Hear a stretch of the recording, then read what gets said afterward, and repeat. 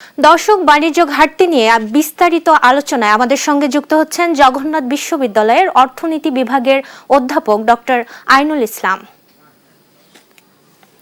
আপনাকে স্বাগত দেশ বাণিজ্যে। ধন্যবাদ আপনাকে। নিশ্চয়ই শুনতে পাচ্ছেন আমাকে। আপনার কাছে প্রথমেই যে বিষয়টি নিয়ে জানতে চাই সেটি হচ্ছে দেশের রপ্তানি আমদানির বর্তমান যে প্রবণতা সেটি আসলে আমাদের অর্থনীতির জন্য কি ধরনের বার্তা দিচ্ছে বলে আপনি মনে করছেন? আপনাকে ধন্যবাদ। যে আসলে বাণিজ্য ঘাটতি এটি বাড়ছে, নিশ্চয়ই আমাদের আমদানি রপ্তানির একটা বড় ধরনের গ্যাপ আছে।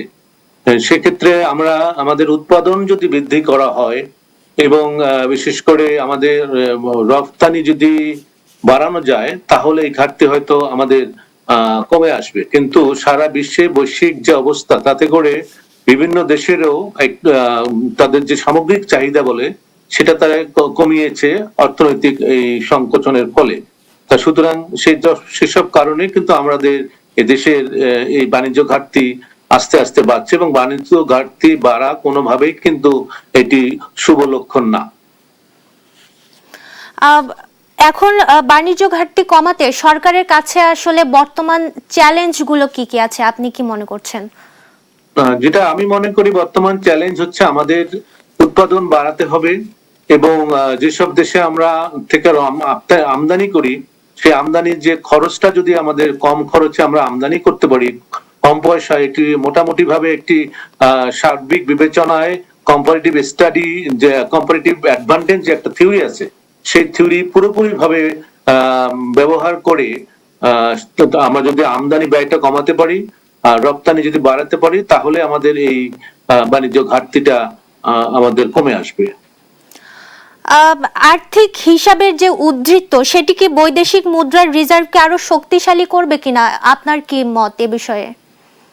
না, শক্তিশালী এমনি যদি অন্যান্য সূচকগুলো ঠিক থেকে যদি এটি বাড়ে সেটি এক ধরনের শক্তিশালী হওয়ার সূচক, কিন্তু বাংলাদেশে একই সঙ্গে অন্যান্য যে সামষ্টিক অর্থনীতির সূচক আছে সেগুলোর অবস্থা তো নেতিবাচক ধারায় আছে। তো সুতরাং সেদিক থেকে শুধুমাত্র আমাদের রিজার্ভ বাড়লে বা বাণিজ্য ঘাটতি যদি বাড়ে তাহলে কিন্তু এটি শুভ লক্ষণ না।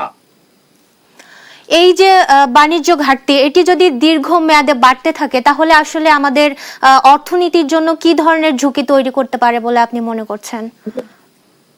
আস্তে আস্তে যদি এটা বাড়তে থাকে তাহলে তো এটা শুভ লক্ষণ না। বাণিজ্য খাতে যদি আমার ব্যালেন্সে না থাকে তাহলে কিন্তু আমাদের অর্থনীতিতে ভালো মেসেজ যাবে না। যারা বাইরে আমাদের সঙ্গে বিজনেস করে তাদের কাছে কিন্তু ভালো মেসেজ যাবে না।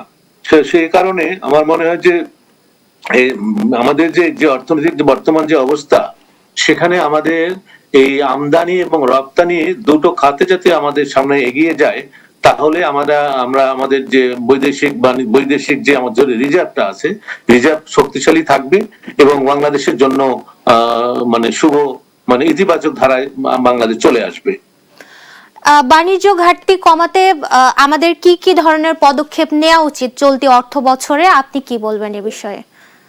না, বাণিজ্য ঘাটতি কমাতে হলে আমাদের উৎপাদন বাড়াতে হবে মূল কথা, এবং উৎপাদন বাড়াতে গিয়ে আমাদের যে সমস্যাগুলো হচ্ছে, যে আপনি হয়তো জানেন যে অনেক কলকারখানা আমাদের বন্ধ হয়ে গেছে, গ্যাস এবং বিদ্যুতের অভাবে আমাদের উৎপাদন বাড়ছে, উৎপাদন খরচ বাড়ছে, এখন সঙ্গে উৎপাদনে কিন্তু একটা বাধা প্রাপ্ত হচ্ছে। তা সুতরাং এটা অন্যতম এক নাম্বার, উৎপাদন বাড়াতে হবে এবং কম্পিটিটিভনেস আমাদের অনেক কিন্তু বাণিজ্য বিশেষ করে বায়ার আমাদের দেশ থেকে কিন্তু মুখ ঘুরিয়ে নিচ্ছে, তারা চায়না, ইন্ডিয়া এবং ভিয়েতনাম এইসব দেশে কিন্তু চলে যাচ্ছে। সুতরাং এটি ভালো লক্ষণ না।